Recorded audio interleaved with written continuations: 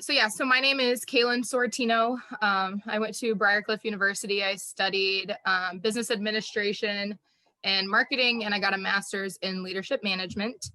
I am currently working at the Boys and Girls Club of Siouxland as their resource development director. And I am Grace Nordquist, and I graduated from Morningside last year. My degree was in mass communication. I had an emphasis in corporate communication, and I currently work at Downtown Partners. I am the business development coordinator there, and then I also help assistant coach at Morningside on the swim team.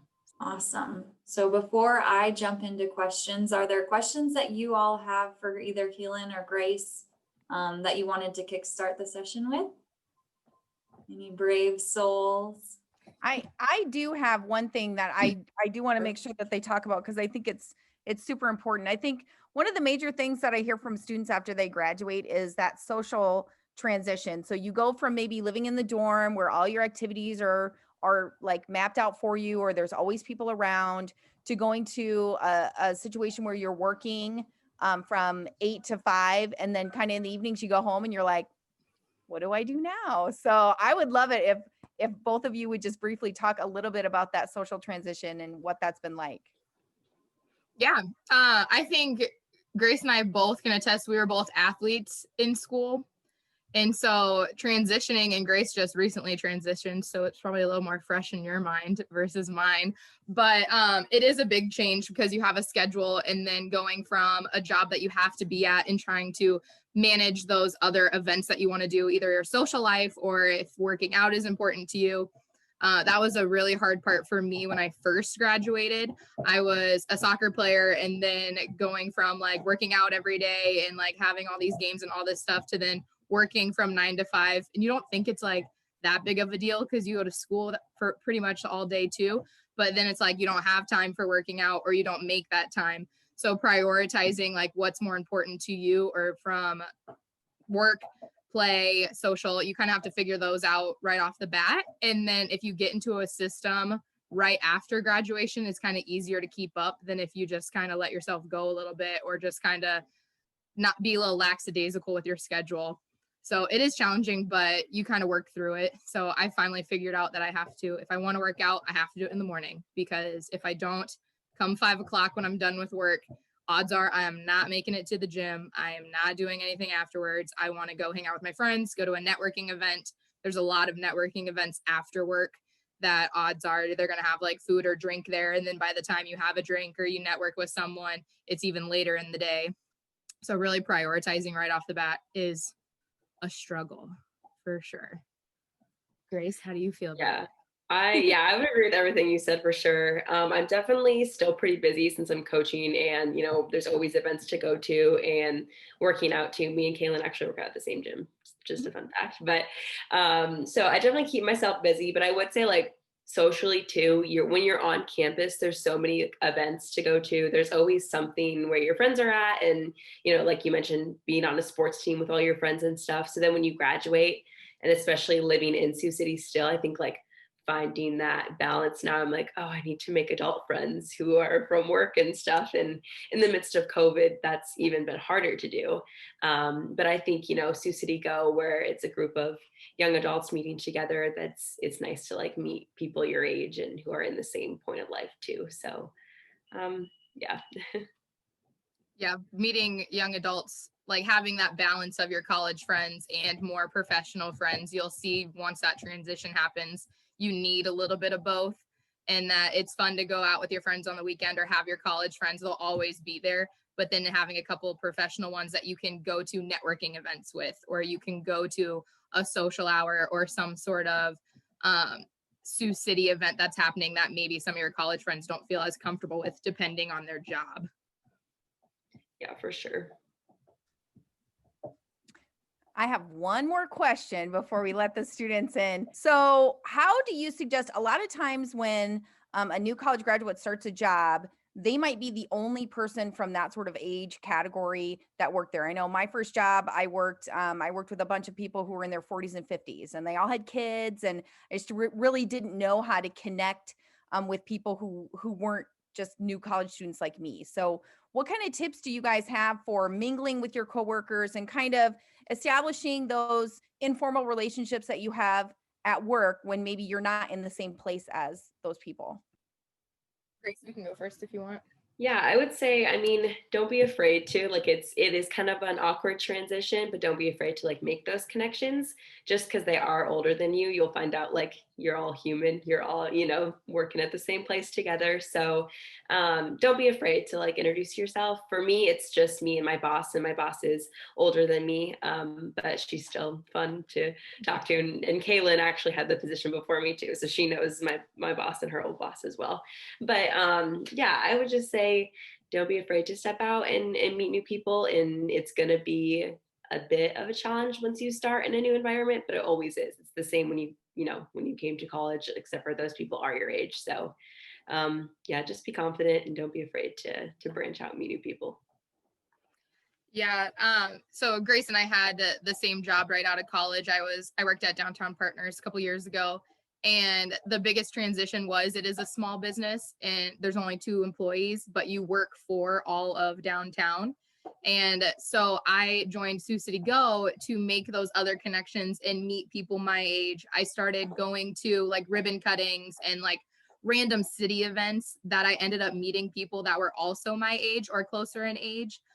It's nice to have a relationship with people that you work with. Where I work now, it's there. Age ranges. So we have college kids, we have people that recently graduated, we have people that are older than me, and having that professional relationship with them, but still knowing that like if I wanted to go out for lunch with them or wanted to meet outside of work, you can still do that. And you just have to have those conversations and kind of build that relationship with either your employers as well as people outside in the community. So joining a young professional group, or even if you don't want to be a part of a young professional group and you're moving somewhere else, or you want to be in Sioux City still, there are other organizations and other groups that you can be a part of, that you can meet new people and things like that. So there's always options. Anyway. Okay, so a question that I have, and it kind of goes along with the idea of social transitions, but thinking outside of maybe like your social networks, what's been the most challenging part of transitioning to the real world post-graduation, aside from that, like going from a different schedule to the 8 to 5, that kind of thing? Like, what's been challenging for you both? I mean, right off the bat, no naps. That's a big, that stinks. I remember like when I was in college, even though I was busy, I would always try to schedule at least like a half-hour nap. And it's like, can't do that anymore. So that was hard at first, but yeah, I think the social change, it was probably the biggest thing for me, and still working through that, obviously, because I just graduated last year. But also just the things that come with like being an adult. When I started my job, it was like, okay, now you have to fill out this for your 401k and, all this like insurance and stuff like that. And I'm like, wait, what? Like, I wish I would have gone to some of the classes maybe, or webinars like this. So you guys are doing better than I was, I guess, so that it would prepare me for things like that. But yeah, those are just a couple things I would say. Yeah, I would say the biggest thing for me is that there is no cafeteria you can go to. So learning to, like, I enjoy cooking for the most part, but being one single person and having to like plan out my meals, I feel like I waste so much food. And so really trying to look at different ways to, like, if I buy chicken, as an example, like breaking it up to make it 4 different types of meals instead of I used to very frequently when I first graduated, would make a meal that sounded good, but I'd make so much of it. So then I'd be eating it for like a week, and that gets really sick really fast. So just trying to like balance that whole, like, you're on your own now and really figuring out like how to be mindful of what you're buying, saving money, not wasting it by going out to eat all the time. And just balancing that whole like budget and like what you have was a lot. And the paperwork that comes along with getting a job. I still ask, I've had 3 jobs now, and I still ask my bosses how to fill out the 401 or like the like W-4 and like all those like papers that you have to fill out. I'm like, I don't know if I checked the right box. So if someone could check it for me, that would be great. So if someone could teach that in advance, that'd be awesome. Yeah, I still call my parents, so it's fine. Yeah. I was like, I really just want to claim my dogs, but I can't. So it's fine. You should, and see what happens, Kalynn. I know. Well, you both kind of answered the next question, and that was just knowing what you know now, how could you have prepared yourself? But it sounds like both of you kind of talked about different ways that students could prepare themselves for those kind of challenges. So I think that's great. As we kind of talk about transitioning into interviewing and kind of different tips that you might offer to a senior who's looking to start the professional job search process. What have been your experiences with interviewing in a professional setting? And Grace, it sounds like yours was pretty recent, and maybe yours too, Kalynn. So if you want to talk about that interview process, what that looked like, and maybe something that you learned. Yeah, I have had a lot of interviews because I had a lot of internships before graduating. I always think that going to any interview, whether or not you're truly interested in the job or think that you would be a good fit for the job, you should always go because they're a great experience. I've had interviews where I have had a panel in front of me, like where it's just me and multiple people. I've had one-on-one interviews where I'm in an office space, I'm in a coffee shop, I'm in a restaurant. There was an interview that I had to give a presentation for 10 minutes because they wanted to see how well I did talking and if I could engage in an audience for 10 whole minutes without them like prompting me. And so with all of those, I did a big background check on what the business was, how many employees they had, maybe some pros and cons of working there. So I always went to like Glassdoor or something like that if it was a bigger company and kind of saw what people would write about it, whether or not it was good or bad. I would keep an open mind going into it every time, but kind of getting as much information as you can. I always would look up websites before I got ready for an interview and really checked what their mission statement was, if I agreed, what kind of their platform looks like or how they want to be perceived in the community, and if they're engaged in the community at all. So I would always do as much research as I possibly could going into an interview. And I would say I'm not like a nerdy person that would typically do that. Like I definitely did not do that in school at all. But now it's like, I kind of want to know going into it. So you're as prepared as possible in case they ask any sort of question. If they have sort of like religious background or beliefs that they have in the organization, you're kind of aware of that going into it without being surprised. So Grace probably had a fun interview with Reagan. Yeah, I mean, I would echo everything Kalynn just said. But yeah, you will notice that some interviews are different than others. Like some are more formal and very serious, and some are a little more, lighthearted, and they're kind of like, hey, relax, we don't want this to be too bad or anything. But I would also say, well, my interview process was a little different because I did all of mine when I was applying for jobs post college, we're all on Zoom. So that's like, it's a little different. But when it comes to, I guess, Zoom specifically, in case you guys are, applying for internships right now or jobs soon, you're probably going to be doing some of those interviews on Zoom. So make sure when you're doing those that you have like the link ready and prepared. You don't want like, a minute before you're like, oh, where'd that link go? And so have that up, have it ready. Make sure your background isn't like Saturdays are for the boys in the background or something, the neutral background, and still dress up and whatnot. So just treat it like the same way you would a normal interview. That was kind of different for me, obviously doing it on Zoom, but you get used to after a while. But yeah, I would echo everything Kalynn said, and definitely the research, because sometimes they will ask you questions about like, okay, so I assume you looked up this about us before we came in. What are some things you saw, maybe on our website and whatnot? And because I made that mistake applying for an internship one time. I didn't do the research before because I was like, I don't really know if I want to do this one for sure. So like, I'll do the interview, and I looked a little bit into it, but not enough. And they did ask me like, oh, so on our website, what would you fix? Because that's kind of what the position entailed. And I was like, oh no. So don't make that mistake. I have had a lot of interviews where they ask like, so what do you know about us? Like, it's a very broad, like, what do you know about our company? And if you don't know the bare basics of it, that is a very awkward few minutes where they just stare at you and you're like, well, and if you don't know a lot, like with the Boys and Girls Club that I have now, like I knew the gist, I knew what they expected from me. I knew what they did in the community, but I didn't know like how deep that entailed, or like how many programs they had for the kids. And so I was just honest. I was like, well, this is what I know. I'm sure I'm missing a lot, or like I know the bare basics. If you're upfront and about it at the beginning and not trying to like make it up as you go, it'll go a long way. But just knowing the bare minimum of what's on their website, what people are saying about them, you really should do the research. But then I also go prepared with questions of like, they're going to ask me like 3 main questions. 1, what do I know about their business? 2, what are some like positives and negatives like about myself? Like, what are my strengths and weaknesses?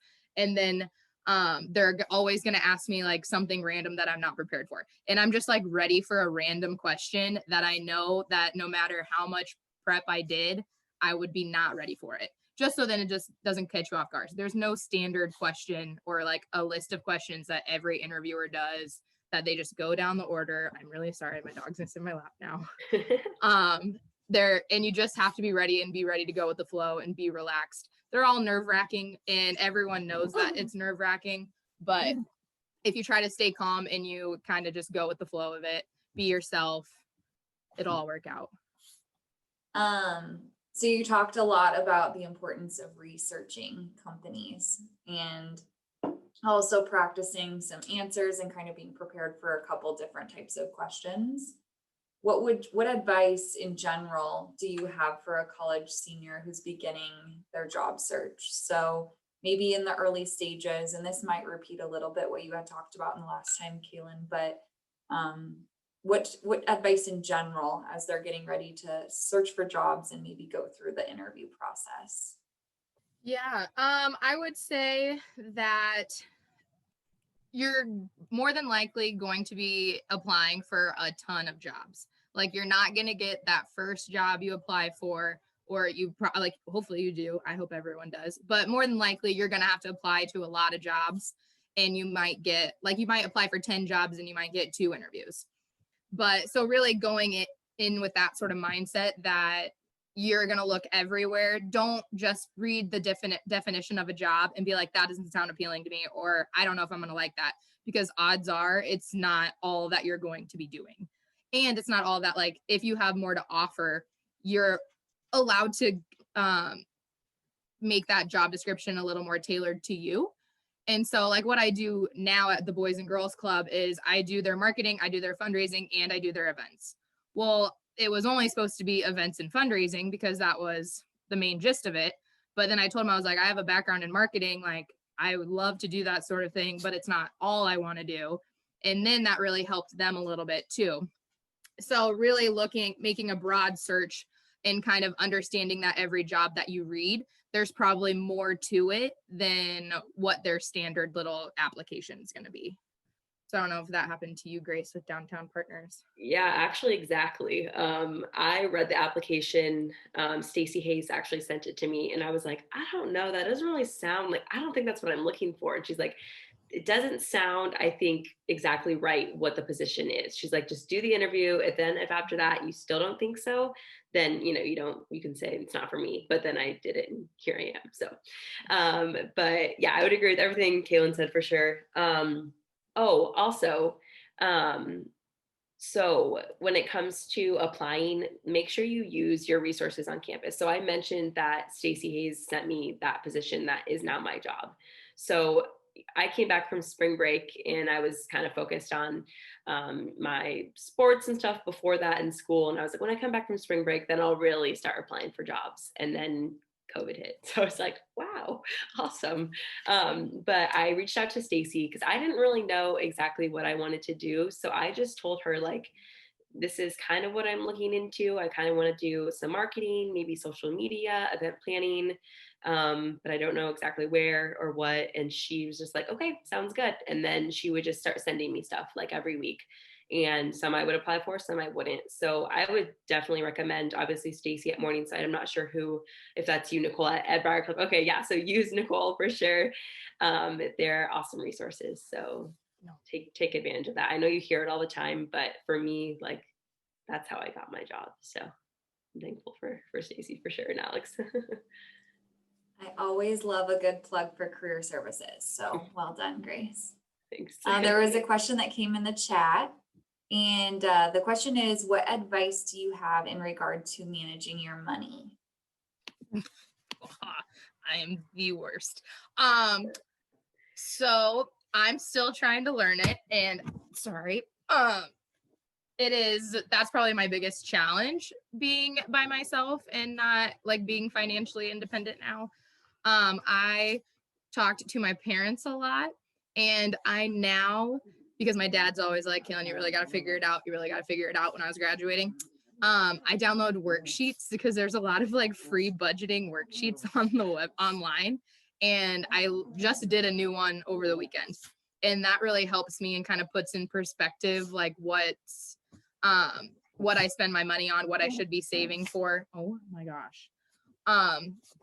And then I also started a 401k, like a Roth retirement account, when I was still in college.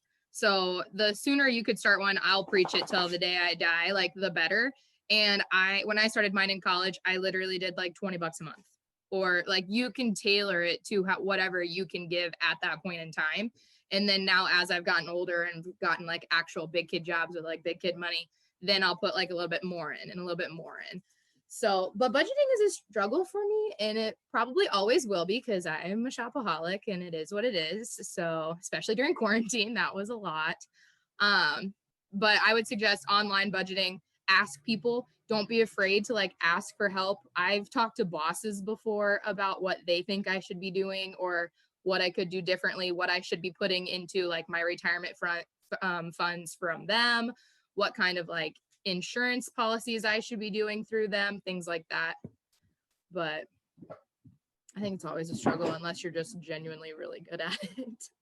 Which I was just gonna say, honestly, I'm bad. Like, I don't like spending money. I just like, I don't know. I've always been a saver. So for me, it's not as bad because I just like, I don't know, I save my money. So, but I guess advice, I would say right off the bat, like it's probably going to be tight for a little bit, especially if you're, paying off loans and stuff out of college. So you don't have to have like the super nice fancy apartment right away. And, you might have to like cut back on certain things. And I guess, budget would probably be helpful. But yeah, like I said, I'm pretty good at saving money. It has helped me. I have a savings account that like, it's like a third party savings account that my grandpa has it. So it's one of those where he had to like let me in, but I can't touch it. So like the moment I put money into that savings account, there is no way for me to get it back without like filling out a form. And so that's helped me save a lot, just trying to find ways or put it to yourself that if you're more disciplined than I, and you have a checking and savings account together, just like the moment you put that in, even if it's a little bit each month or each paycheck, not touching it after the fact. What other questions do you have for Grace and Kalynn? Those are really good. If it's like credit score and stuff, I can't get into that into detail. That'll have to be for another session. I will just maybe don't get dogs because they're expensive. I'll maybe just tackle on from what you guys said too, just remembering that there are experts everywhere in those fields, right? So like people have jobs that their whole job is to help you manage your money and to help you decide what insurance policies and that kind of thing. So just using your resources wherever you end up as well. When I first graduated, I actually had a couple people that I like met through Go and through other meetings that do those financial budgeting. And like, granted, they want you to like be their client so that they can budget for you. But most of the time that initial interview is free and they're not going to really know much. And so I actually went to two of those, one from two different people, just to kind of see like what they would recommend, because they just give you like a general overview. And if you're not good at budgeting and kind of want like a professional help as well, you can look into those and just be like, I'm curious what you would say, or like what you would do for my budgeting. Like what would it cost? What kind of things would you help me look at? And then kind of basing it off of that, like what you learned from that initial meeting also can go a long way. So I'm going to ask a question specific to Sioux City Go. I want you to tell us a little bit about Sioux City Go, what its purpose is, and what role it has played in both of your professional careers so far. Go ahead, President. So Sioux City Go is a young professional group here in Siouxland. We are, so young professional is the term used lightly, I guess. There is no age limit. Like you don't have to be like a recent graduate who's in a business like sort of job. Like you can be a nurse, you can be a chiropractor, like you can be a teacher. But our goal is to attract and develop and retain young professionals in Siouxland. So we do everything from volunteer opportunities to networking events. We have a general meeting and once a month. So 3 times it'll be, or it's like quarterly, it'll be a night meeting. Every other meeting is over the lunch hour. And so we have like music bingo, we do different events. But our main goal is to kind of help you bridge that gap and meet new people, kind of network, build your client base, build your resume, help find jobs. So the job that I have now, I only found out about it through a girl who I met through Go, who ended up getting engaged and was moving to Omaha. And she's the one who told me about the job and kind of was like helping me along the way a little bit to really learn about it. But we basically want everyone to stay in Sioux City and love Sioux City.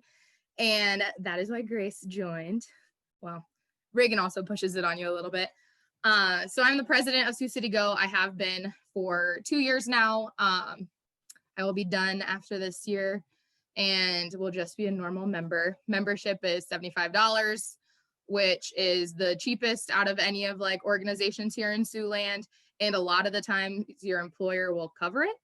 And if you're afraid to have that conversation of your employer covering it, I will have that conversation because I know most of the employers here. And so it's just, they want you to join, or they would want you to be a part of an organization that keeps you here, helps you love the community, better understand what's going on, meet new people. And a lot of my friends now are Sioux City Go members, or people who I've met through the organization. Grace, what are your thoughts on Sioux City Go? Yeah, so obviously Kalynn's the president, so she can give the spiel much better than I would. But yeah, so my organization does pay for it. So when I came in, it was just like, oh yeah, and you have Sioux City Go membership, and I was like, a what? And so I didn't really know what it was or anything, but I just started going because it was free. So I was like, why not? But I really like it because it is nice. Like we were talking about earlier, meeting other people like around your age, who are younger and want to volunteer, or like go to events and be involved in Sioux City. So I really like going for that aspect. And yeah, obviously it's free for me. So it's nice. But even if it was like, if you did have to pay the $75, that wouldn't be bad at all. So but yeah, it's a lot of fun. And even if like your employer, another reason they could maybe want to pay for it is because you could bring possible business to your organization. If people, like Kalynn said, are looking for a financial advisor or whatever, and you just happen to be one, that's kind of what networking does, which you'll learn once you're kind of in the business world, or the adult world, I should say. So yeah. It also helps market your your company and your events. So like Grace has an opportunity after every general meeting and whenever we have like a social or something that to talk about what's happening in downtown. You don't have to make a certain amount of meetings a year. You don't have to put in so many volunteer hours in order to be a member or stay a member. So it's like you could have paid your $75 and we may never see you again. We obviously don't want that, but it's pretty relaxed in that sense. And so a lot of things that people think is they need what is a professional job.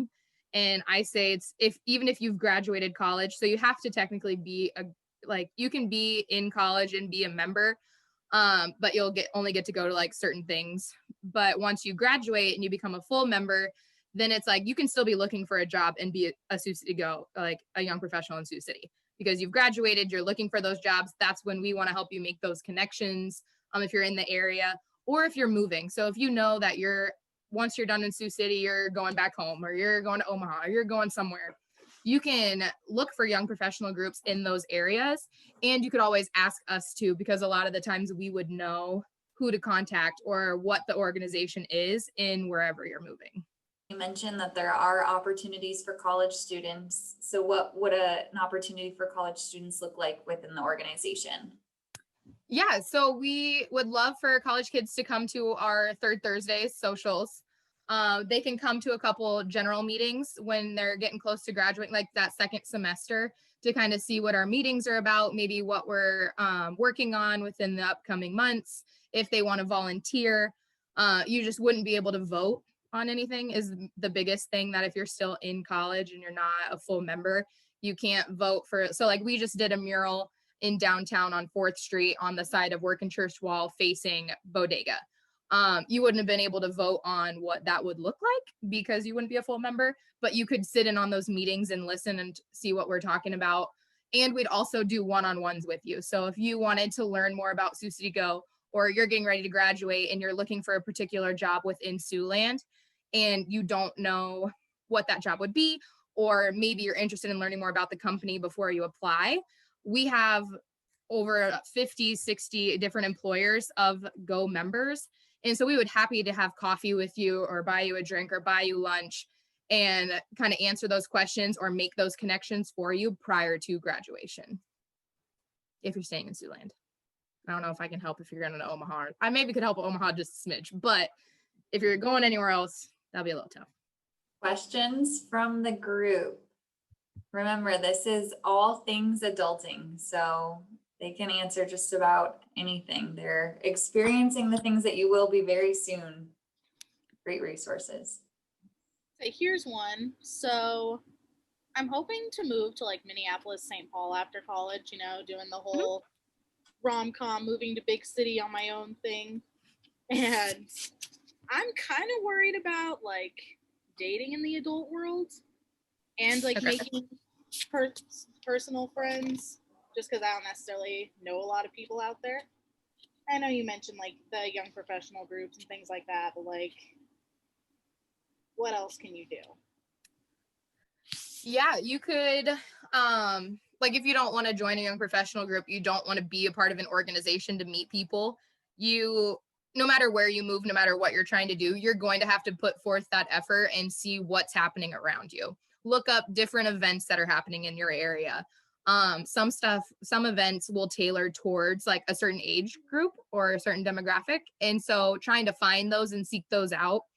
I don't know. I'm a very outgoing person, so I don't know how comfortable most people are with this, but I will go out to eat by myself when I'm in a new city and I'll sit at the bar because odds are I'm going to meet. When you sit at the bar, people are more prone to be talking at the bar. So then you could meet other people and kind of make those connections, but just going out of your way to put yourself in different situations that you can introduce yourself, meet new people, kind of make a new friend group.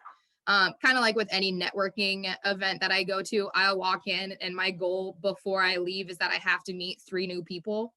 So if you're going to go to like a social event that's happening in your area, making sure that you give yourself a goal that's, even if it's one person, like I'm going to talk to one person that I don't know and hopefully get their business card or get their contact information to move, like have another meeting. Or if you didn't like hanging out with them, you obviously don't have to get their information and maybe try to talk to 2 people or something like that.